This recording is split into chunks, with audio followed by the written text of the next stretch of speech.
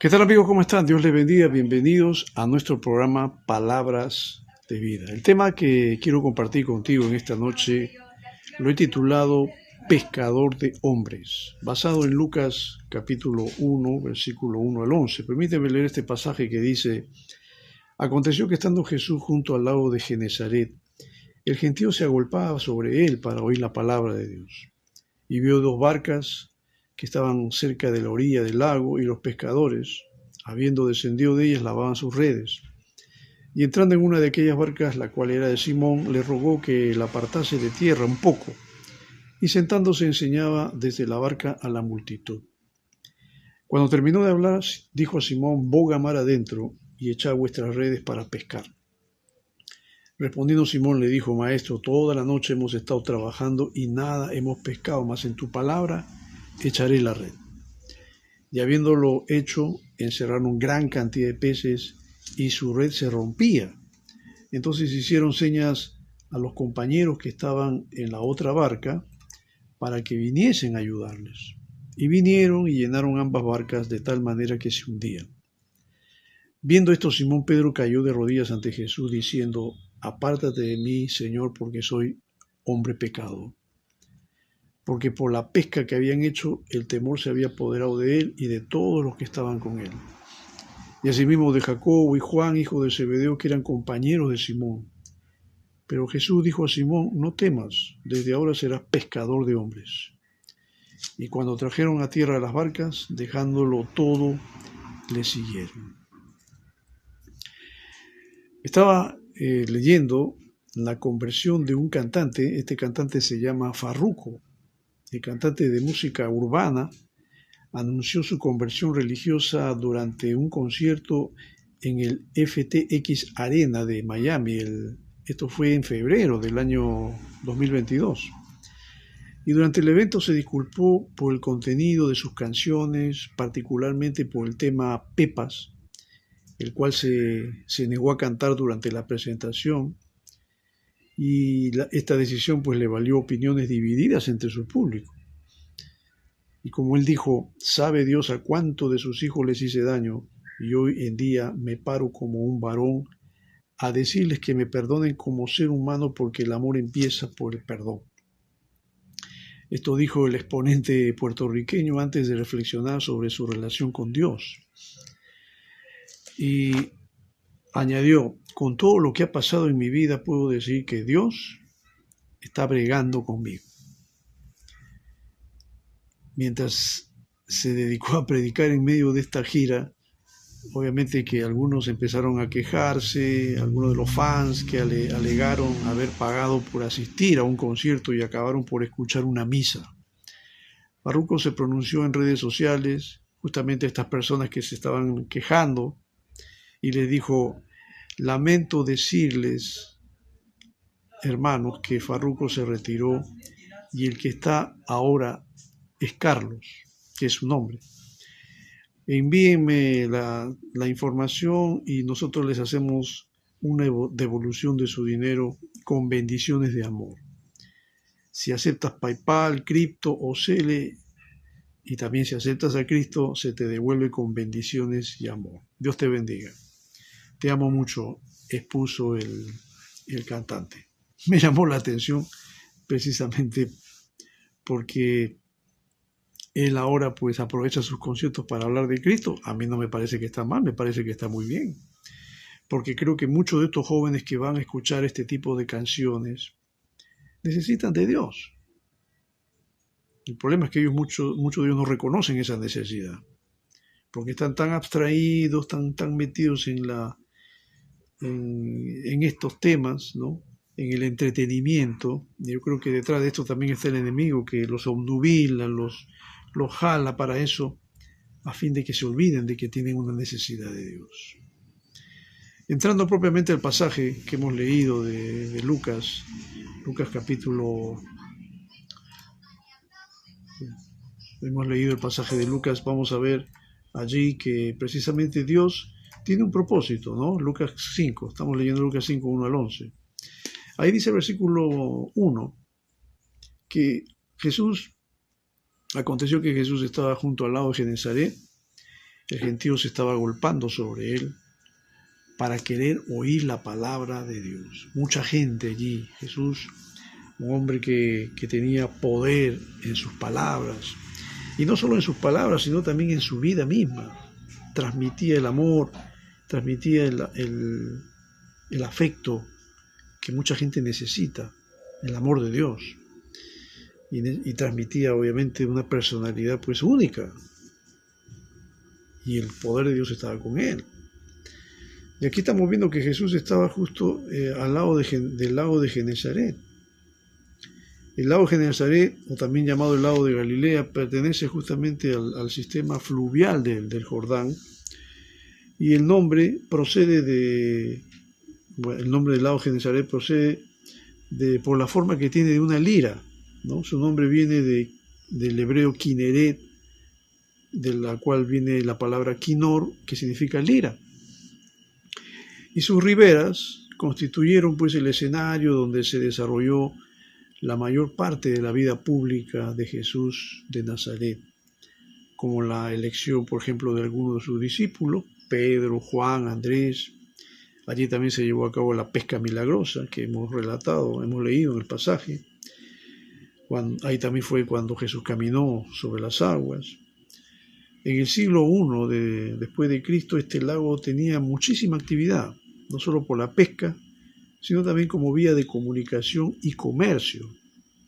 Y en su ribera se levantaban pues ciudades importantes y puertos. Jesús eligió una de ellas, una de las ciudades, Capernaum, para poder vivir durante su vida pública, aunque recorría muchos pueblos por toda Galilea. Entonces la multitud estaba alrededor de Jesús. Jesús, viendo esto, pues como dice el verso 2, él vio 2 barcas que estaban cerca de la orilla del lago, y los pescadores, habiendo descendido de ellas, estaban lavando sus redes. Jesús se acercó, versículo 3, entró en una de las barcas, esta barca era la de Simón, y le rogó que la apartase de tierra un poco, y sentándose enseñaba desde la barca a la multitud. Yo cuando leo estas cosas acerca de la vida de Jesús y los escenarios donde Jesús estaba para predicar la palabra, me doy cuenta que en esos tiempos no eran tan importantes como ahora. Por ejemplo, el hecho de estar muy encerrados en un local, ¿no? Hemos convertido a la gente en ser localistas, estar dentro de un edificio, dentro de un local, de un recinto de 4 paredes. Pensamos que allí es donde se tiene que llevar a cabo la vida de la iglesia.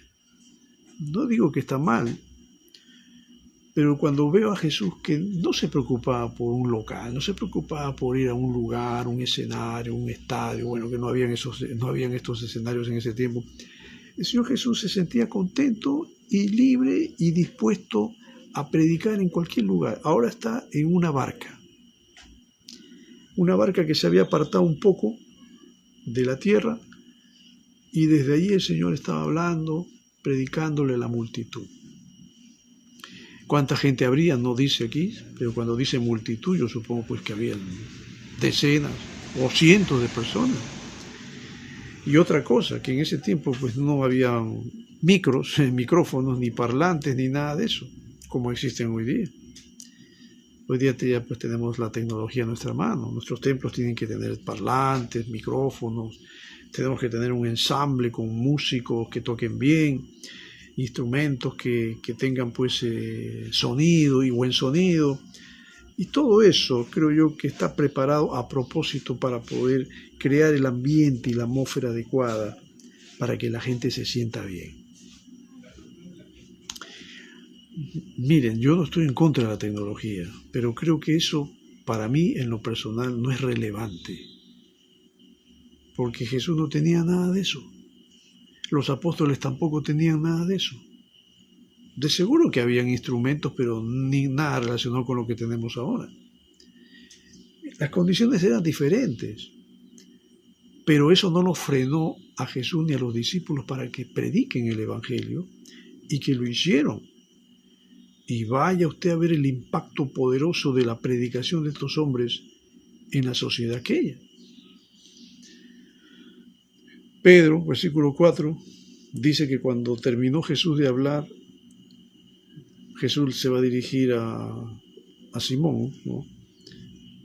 Versículo 4 dice, bueno, Juan es el que está relatando, dice, cuando terminó de hablar Jesús dijo a Simón, boga mar adentro y echad vuestras redes para pescar. Y mira, Pedro, un pescador curtido, un hombre que conocía muy bien su oficio, un hombre que sabía perfectamente lo que hacía, y él conocía los tiempos, los momentos en que sí podía haber buena pesca y cuando no, este fue un mal momento. Porque Pedro le va a decir ahí, verso 5, Maestro, toda la noche hemos estado trabajando, nada hemos pescado, nada. Estamos en veda seguramente, o no sé, los peces se han ido a otro lado, no es momento de pescar. Y tú me estás diciendo que vuelva al mar, bogue mar adentro y eche la red. Pero como es el Señor que se lo está pidiendo, entonces Pedro le va a decir, mas en tu palabra echaré la red. En tu palabra, confiando en ti, esperando que tú, que eres todopoderoso. Bueno, no le dice eso, pero está viendo que Jesús es un personaje especial, que hace milagros. Pues entonces él pensó y dijo, tal vez suceda una pesca milagrosa. En tu palabra voy a echar la red. Verso 6 dice que, habiéndolo hecho, Pedro obedeció, encerraron gran cantidad de peces y la red se rompía. Imagínate, todos habían salido a pescar y seguramente no habían obtenido mucha pesca, muy poco o casi nada, al menos Pedro no pescó nada, pero después de esta orden que le dio el Señor, después que el Señor le dijo, echa tu red, lanza tu red, el Señor le dijo y Pedro obedeció. Dice acá que encerraron una gran cantidad de peces y la red no podía aguantar tantos peces. Necesitaron ayuda para sacar los peces. Versículo 7 dice, entonces hicieron señas a los compañeros que estaban en la otra barca para que viniesen a ayudarles, y vinieron y llenaron ambas barcas de tal manera que se hundían. Vaya, esta es una pesca pero gigantesca, milagrosa. Y sin duda que el Señor, creo yo, le quería enseñar algo a este hombre, a Pedro. Por supuesto que sí, porque hacia él se dirige. A él justamente se subió en la barca de Pedro. Pedro, cuando vio esto, cuando vio la gran cantidad de peces y se dio cuenta que fue gracias al Señor Jesús, porque Él le dijo que hiciera lo que le estaba ordenando, Pedro se asombró, le entró el temor. Verso 8 dice, viendo esto Simón Pedro cayó de rodillas ante Jesús diciendo, apártate de mí, Señor, porque soy un hombre pecador. Y yo me pongo a pensar muchas veces que eso es lo que justamente cuando una persona percibe la mano de Dios ayudándole, cuando un hombre percibe el obrar de Dios en su vida, cuando un hombre ve el toque de Dios en alguna actividad y puede reconocer que efectivamente Dios es el que está obrando, pues no le queda otra cosa sino que humillarse ante Él. Y Pedro lo hizo de esta manera, cuando le dice, apártate de mí, Señor, porque soy hombre pecador. Reconocerlo a Él, darle la gloria a Él, reconocer que Dios es el que está actuando aquí. En un mundo como el que nos toca vivir ahora, donde existe esa palabra empoderamiento, ¿no? Uno tiene que empoderarse, tiene que hacer valer su ego. Una persona que hace eso y que fomenta su propia valía, no interesa si tiene que atropellar a otros o dañar a otros. Ese es el tipo de personaje que está surgiendo, donde así mismo él mismo se da la gloria, él mismo se gratifica, él mismo se agradece a sí mismo, y él dice, todo esto lo tengo porque me lo merezco. ¿Sabes, mi querido amigo? No merecemos nada en realidad nosotros, merecemos sí algo, merecemos irnos al infierno, porque somos pecadores. Y sabes, aquellos que no reconocen a Dios y creen que lo tienen todo y no necesitan a Dios, esos merecen irse 2 veces al infierno. Porque le están robando la gloria a Dios, porque no lo están reconociendo y no se dan cuenta que ellos han sido creados por Dios. Pero no quieren saber nada de Dios. Y al final son los que peor se van a estrellar, ¿no? Porque aunque pueden vivir bien en este mundo y pueden tener todas las comodidades y pueden vivir a sus anchas y a su antojo con todos los placeres que el mundo les ofrece, al final es la cosa. ¿Cómo terminan? Y no me refiero tanto a que van a morir por una enfermedad, que eso de todas maneras se va a dar, cáncer, sida, o mueren en un accidente, o los matan, o se suicidan, o qué sé yo. No me refiero tanto a eso, sino me refiero más al destino eterno que van a tener todos aquellos que lo han negado y no han querido saber nada de Dios. La cosa no es aquí, en la tierra. La vida no se termina en el cementerio, mi querido amigo, tú que no crees en Dios, tú que te resistes a abrir tu corazón a Dios. Tú piensas que tu vida se va a terminar en un cementerio, dentro de un ataúd, enterrado bajo tierra. No. Tu cuerpo va a estar allí, pero tu alma es la que va a salir de allí para irse a un lugar de tormento eterno. Y el Señor le va a decir a Pedro algo importante, versículos 10 y 11.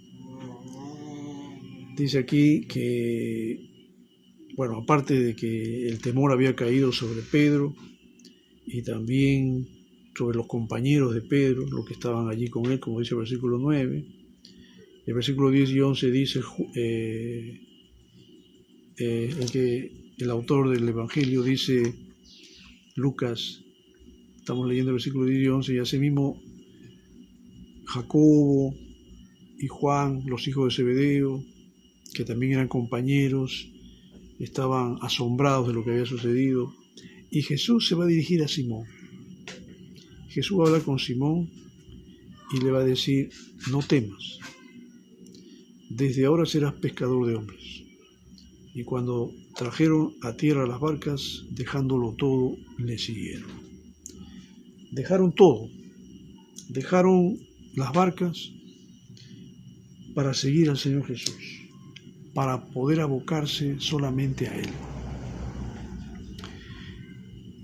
Y efectivamente así fue. El impacto de la vida de Jesús, el poder de Dios obrando en la vida de estos hombres fue lo que cambió el destino de ellos, para convertirse en seguidores de Jesús, para convertirse en discípulos de Jesús y convertirse también en pescadores de hombres, especialmente Pedro, porque tú recuerdas que en Hechos capítulo 2, cuando descendió el Espíritu Santo sobre los 120 reunidos ahí en el aposento alto, el primero que se puso en pie para predicar el Evangelio fue Pedro. Pero ya no era el Pedro de antes, no era el Pedro que negó a Jesús 3 veces, no, este Pedro era un hombre lleno del poder de Dios, lleno del Espíritu Santo, y se puso en pie y predicó y habló de tal manera que 3.000 almas se convirtieron a Cristo. Y ahí empezó el crecimiento y el desarrollo de este hombre y de todos los apóstoles y la iglesia también en la extensión del reino de Dios. A manera de conclusión, me gustaría contar una parte de la historia de los hermanos Wesley, John y su hermano Charles Wesley, que ambos habían sido enviados a Georgia por la Sociedad para la Propagación del Evangelio, y allí los dos desarrollaron sus capacidades como predicadores. Durante su navegación se encontraron en compañía de varios hermanos moravos que eran de ascendencia alemana, y Juan Wesley observó, y esto lo escribe en su diario, que en una gran tempestad, cuando todos los ingleses a bordo perdieron enteramente la compostura, entonces estos moravos alemanes lo impresionaron a él con su calma y total resignación a Dios. Y también observó la humildad de ellos, aún bajo los tratos insultantes que recibían de los ingleses. Al volver a Inglaterra, es cuando Wesley entró en lo que él mismo llama sus más profundas experiencias y que desarrolló aquellos maravillosos poderes como predicador popular que le hicieron un líder nacional. Es muy probable de que estos moravos hayan influenciado mucho en este hombre al punto de que haya decidido tener una mayor búsqueda profunda y consagración a Dios. Y en aquel tiempo también se asoció con George Whitefield, que fue un hombre de fama imperecedera por su maravillosa elocuencia. Y prácticamente John, Charles Wesley y Whitefield formaron lo que algunos llaman el triunvirato de los 3 hombres que salieron a predicar por toda Inglaterra llevando el mensaje de Cristo. Y algo interesante porque a los 85 años de edad, Wesley todavía se sentía vigoroso, como siempre. Y él lo adscribía a la voluntad de Dios, al hecho de que siempre también había dormido profundamente, a que se había levantado durante 60 años a las 4 de la mañana y que por 50 años, él dice, predicó cada mañana a las 5 de la mañana. Imagínate. ¿Cuántos de nosotros predicamos esa hora? Este hombre ya desde las 5 de la mañana predicaba la palabra de Dios. A las 4 se levantaba para orar y no perdía su tiempo. Él sabía la importancia de llevar el Evangelio porque las almas lo necesitan. Apenas en su vida sintió algún dolor, resquemor o ansiedad, él predicaba 2 veces al día y a menudo 3 y 4 veces. Y se ha estimado que cada año viajó 4.500 millas inglesas, la mayoría a lomo de bestia. Estamos hablando de más de 7.000 kilómetros. Este hombre viajaba por todos lados llevando el Evangelio de Jesucristo. Es así que Inglaterra experimentó un poderoso despertar espiritual y Dios usó a estos hombres precisamente para ese gran avivamiento que hubo en Inglaterra. Inglaterra se libró de lo que muchos consideran una revolución francesa en la versión inglesa, si es que Dios no hubiera usado a estos hombres. Y yo pienso que también eso es lo que necesitamos nosotros, eso es lo que necesita mi país, el Perú. Nuestro país está lleno de hombres y mujeres que no creen en Dios. Tenemos políticos y presidentes que tampoco creen en Dios. Si no, no tendríamos 3 presidentes presos y 2 más que están probablemente a punto de ir a la cárcel. Esa es la realidad, porque estamos confiando mucho en hombres que pueden ser profesionales y bien preparados, pero que no tienen moral. Y no tienen moral, ¿sabes por qué? Porque no tienen temor de Dios. Y en las manos de ellos estamos poniendo el destino de nuestro país. Pero si realmente se levantaran hombres y mujeres temerosos de Dios, que crean en Dios y que sirvan a Dios y que puedan incursionar en el ámbito de la política y puedan llegar hasta los estratos altos del gobierno, hombres temerosos de Dios, ¿nuestro país sería diferente? Pienso que sí. Yo no sé cuán diferente podría ser, pero sé que también aquel que teme a Dios y entra a ser un gobernante va a tener muchas críticas, por supuesto que sí, va a tener ataques por todos lados, porque la sociedad está corrompida, porque la sociedad simplemente se alejó de Dios y se acuerdan de Dios en un irrisorio mes de octubre, ¿no? Donde supuestamente dicen que la fe del pueblo se entre en toda su efervescencia, y es mentira, porque la fe no debe ser solamente un mes, la fe debe ser todo el año, y la fe no es solamente pedirle a Dios cosas, la fe involucra también renuncia, consagración, bondad, santidad, y esas cosas a la gente no le gustan, porque la gente quiere vivir de acuerdo al mundo y a los deseos del mundo y a los placeres del mundo. Por eso digo que la sociedad está perdida, corrompida, y el único que puede rescatar a esta sociedad de esta perdición terrible es Jesucristo. Si tú crees en Jesucristo, si pones tu fe en Él, Dios puede hacer de ti un hombre nuevo y una nueva criatura. Porque para eso vino Cristo, para morir por nuestros pecados y salvar a todos aquellos que creen en Él. Ojo, la Biblia dice que Cristo murió por todos, pero al final no se salvan todos, solamente se salvan los que creen en Él y los que deciden llevar una vida de acuerdo a la voluntad de Dios. ¿Tú estás dispuesto a eso? ¿Tú estás dispuesto a vivir tu vida creyendo en Jesucristo? ¿O quieres vivirla de acuerdo a tus propios criterios? Bueno, la respuesta es tuya, pero al final déjame decirte que la decisión que tú tomes tendrá consecuencias eternas. Y no le eches la culpa a nadie, solamente a ti mismo, porque tú eres el que está decidiendo eso. Yo te animo a que aceptes a Cristo, a que creas en Él y confíes en lo que Dios dice en su palabra. Y espero que sea así. Espero que esta reflexión haya sido de ayuda, de inspiración para tu vida. Mi nombre es Walter Delgado y estamos en contacto en una próxima oportunidad.